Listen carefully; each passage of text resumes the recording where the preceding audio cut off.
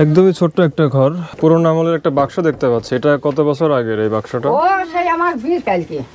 বিয়ের সময়? হ্যাঁ। গরমের দিনে ওনার খুব কষ্ট হয় এই ঘরে থাকতে। এখানে পলিথিন দেয়া কেন? এখানে কি পানি বেশি পড়ে নাকি? এখানে বেশি পানি পড়ে তাই যাইতো। ওই পোটিং দেয়া পানি, তারপরে পানি। এই বাথরুমটা কত বছর ধরে ব্যবহার করতেছেন? তাও আজ 7-8 বছর। এই চট দিয়ে বেড়া দিয়ে রাখছেন না?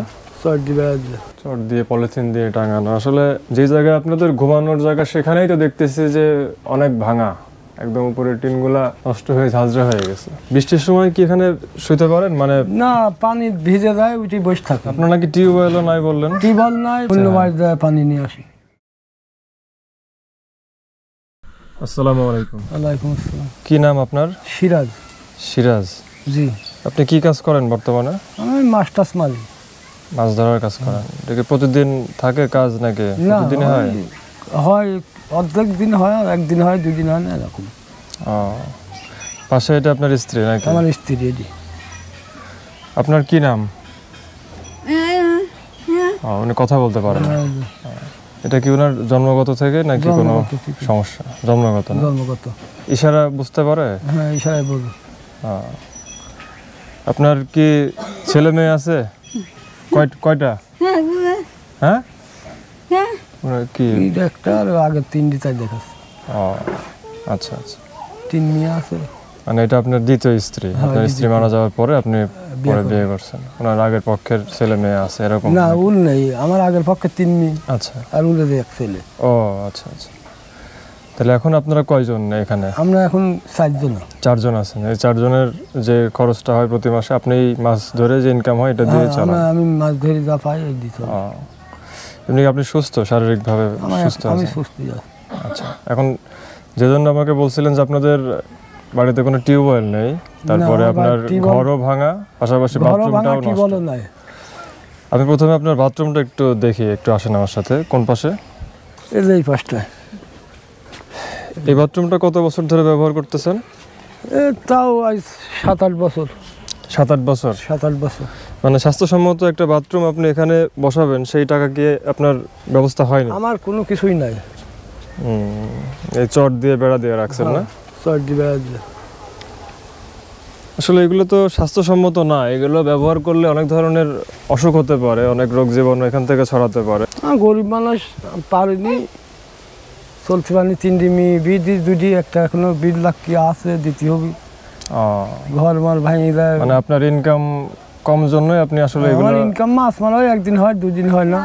কিরকম ইনকাম থাকে? যদি 400-500 টাকা হয়, এলি টানা ছিড়া। প্রতিদিন তো না? প্রতিদিন 500 হলে তো মাসে 15,000 হতো। প্রতিদিন একদিন হয়, আর একদিন হয় না। মানে মাসে 7,000-8,000 টাকা এরকম মনে হয়। তো এটা দিয়ে তো আপনার পুরো মাসের খাওয়ার খরচ, ওই হাল কষ্টের মধ্যে আছি, চলে। এটাই তো মুশকিল। তারপরও বাড়তি কাজ করার আসলে সুযোগ নাই, বুঝতে পারছি। আপনারা থাকেন কোন ঘরে? এই ঘরে? এই ঘরে থাকি আমরা। ঘরটা তো একদম বাঁকা হয়ে গেছে, মানে মনে হচ্ছে যে কোনো সময় এক সাইডে পড়ে যাবে এরকম মনে হচ্ছে। দর্শক দেখেন আপনারা, উপরের টিনগুলো একদম মরিচা পড়ে নষ্ট হয়ে গেছে, আর ঘরটা একদম হেলে গেছে একদিকে, মানে বাঁকা হয়ে আছে, মনে হচ্ছে যে কোনো সময় বাতাসে পড়ে যাবে। একটু ভিতরে চলেন দেখি ঘরের ভিতরটা কি অবস্থা। একটা বাক্স, একটা আলনা দেখতে পাচ্ছি, এই ওনাদের আসবাবপত্র।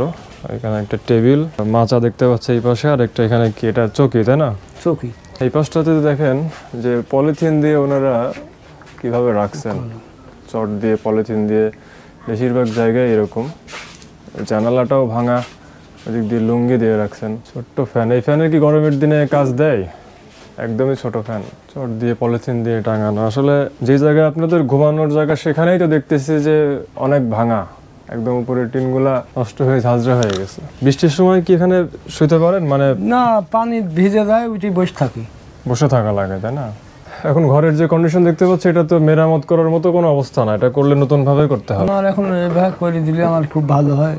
আমি খুব কষ্টে আছি, শুইতে পারি। আপনার নাকি টিউবওয়েলও নাই বললেন? টিউবওয়েল নাই, পায়খানাও নাই। সেটা তো দেখলাম যে বাথরুমের অবস্থা। টিউবওয়েল পায়খানা কোনো কিছুই নাই। টিউবওয়েল নেই বলতে কি, মানে কখনো কি বসানি নাই টিউবওয়েল নাকি? না, বসাতেই পারিনি এখনো। বলেন কি? বসাতেই পারিনি এখনো টিউবওয়েল। অন্যের বাড়ি থেকে পানি নিয়ে আসছে? অন্য বাড়িতে পানি নিয়ে আসি। এটা তো খুবই কষ্টদায়ক, কারণ খাওয়ার পানি না হয় একবার নিয়ে আসলেন, গোসলের সময়, তারপরে বাথরুমের সময় লাগে, নিজের নাই।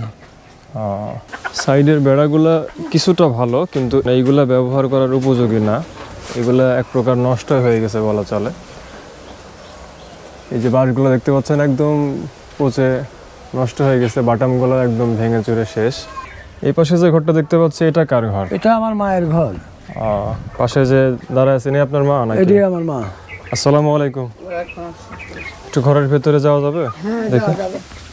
একদম ছোট্ট একটা ঘর। এটা কি ছাপড়া না দোতলা ঘর? ছাপড়া। এই যে কয়টা টিন তাও ভাঙা ছিল। একদমই ছোট্ট একটা ঘর। এই ঘরে কিভাবে যে থাকে। পুরনো আমলের একটা বাক্স দেখতে পাচ্ছি। এটা কত বছর আগের এই বাক্সটা? ও সেই আমার বিয়ে কালকে। বিয়ের সময়? হ্যাঁ। ছোট্ট একটা আলনা। ওই হাতে করে নিয়ে বেড়াই। ঘরে তো দাঁড়ানোই যাচ্ছে না, মনে হচ্ছে যে মাথায় বাড়ি যায়।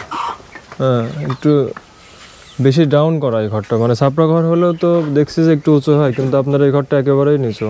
বৃষ্টি জোরে আলিবার রাস্তা শুতে পারেনি কো। একদম ছোট একটা ঘর। যদি দোতলা বা চারতলা হতো সেই ক্ষেত্রে পানি পড়ার সম্ভাবনা কম থাকতো। ছাপড়া ঘর তো এখানে পানি পড়ার সম্ভাবনা বেশি। আর টিনগুলো একদম নষ্ট হয়ে গেছে, সাইডের বেড়ার টিনগুলো একদম ঝাঁঝরা।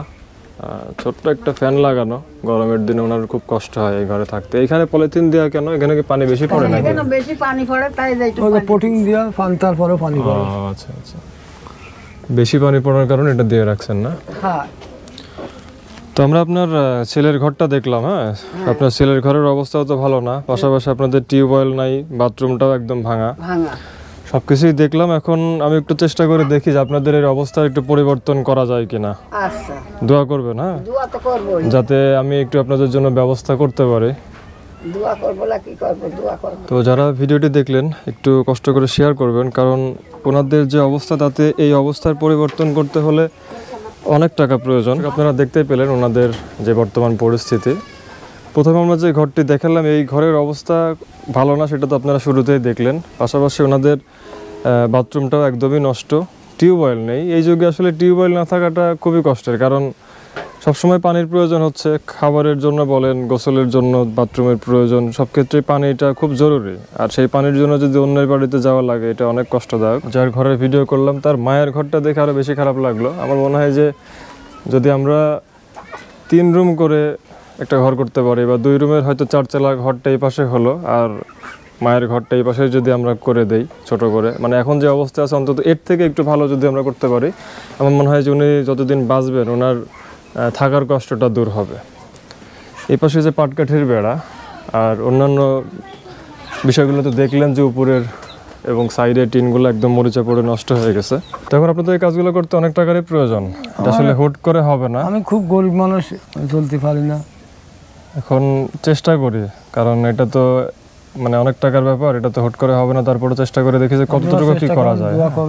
যারা ভিডিওটি দেখলেন একটু শেয়ার করবেন ভিডিওটি। ওনাদের যে আর্থিক অবস্থা ওনাদের পক্ষে সম্ভব না, এই জন্য সবাই মিলে যদি আমরা একটু ওনাদের এই পরিবেশটা সুন্দর করে দেই, আমার মনে হয় যে বাকি জীবনটা ওনাদের ভালো কাটবে। অবস্থার পরিবর্তন করে ওনাদের মুখে আমরা হাসি ফোটাতে চাই। সবাই ভিডিওটি শেয়ার করবেন, আশা করি ওনাদের একটা পরিবর্তন আসবে, আমাদের বিশ্বাস।